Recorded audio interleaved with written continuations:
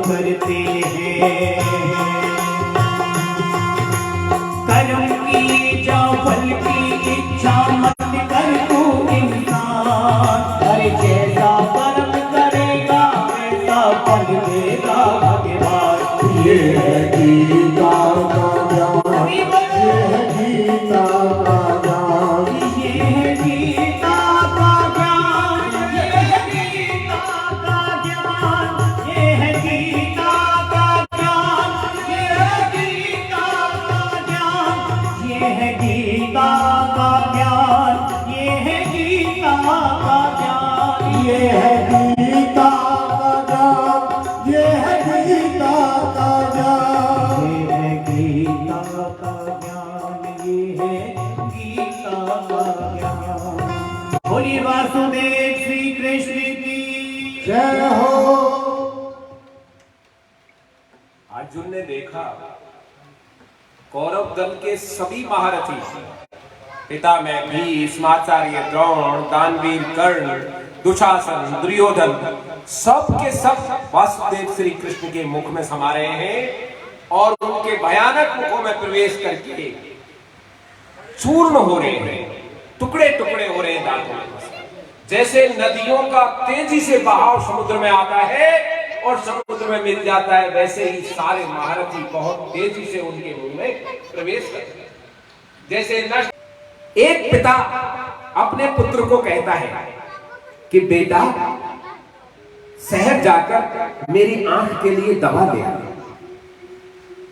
और वो पुत्र दवा तो लेने जाए नहीं और कहे पिताजी आप तो महान हैं, आप जैसा तो कोई था ही नहीं, आपने तो हमको पालन पोषण करके बड़ा किया है, आपका तो कोई सीमा ही नहीं है, आप तो बहुत अच्छे हैं, और दवा ले आए।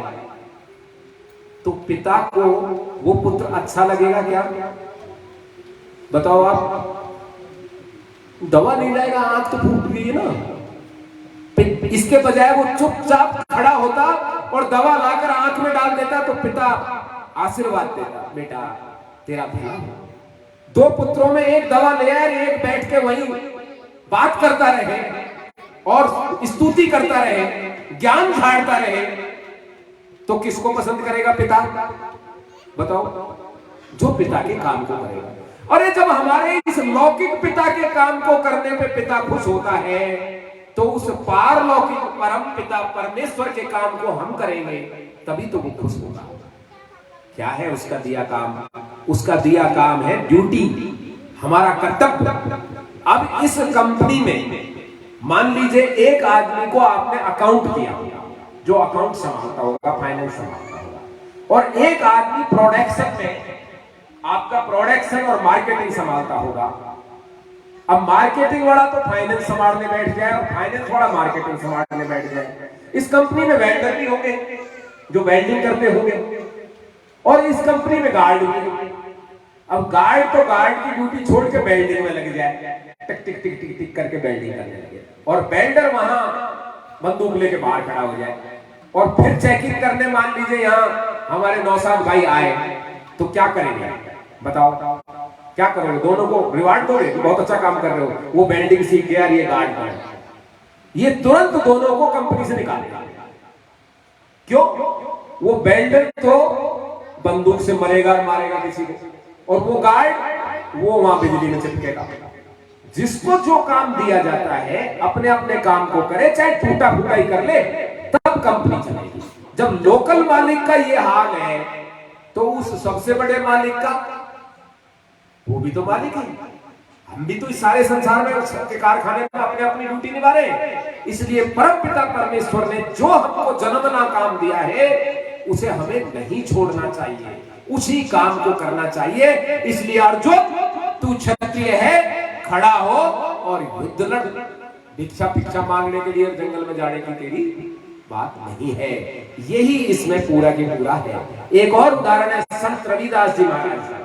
बोलिए संत रविदास जी महाराज की। वो जूती बनाते थे। उनका जन्म शूद्र घर में, मोची घर में हुआ, और उन्होंने परंपरागत पेशा था वो जूती बनाती थी, और वो ज्ञानी भी थे। उन्होंने गंगा को अपनी जो काठ होती है जिसमें से जूते के लिए पानी लेते थे, उसने ला दिया था।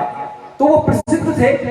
मीरा जी का भी उनको सानिध्य मिला, उनका सानिध्य मीरा जी को मिला। तो राणा सांगा जी ने उनको बुलाकर कहा कि हे भगवान, अब आप इतने सिद्ध पुरुष हो, आप जूते बनाते हो ठीक नहीं है, आप महल में आके राजमहल में आइए। तो रविदास जी ने कहा महाराणा साहब बहुत अच्छी बात है, आप इस लोक के राजा हैं और हमारे राजा का आदेश पालन करना हमारा धर्म है, नागरिक धर्म है। लेकिन एक और बड़ा राजा है जो आपका भी राजा है, मेरा भी राजा है, सबका राजा है। वो बड़ा महाराणा ने मेरे को ये जूती बनाने का काम दिया है, तो मैं तो जूती उस बनाऊंगा, उसी महाराणा की मानूंगा, आपकी नहीं मानूंगा, उस बड़े राजा की।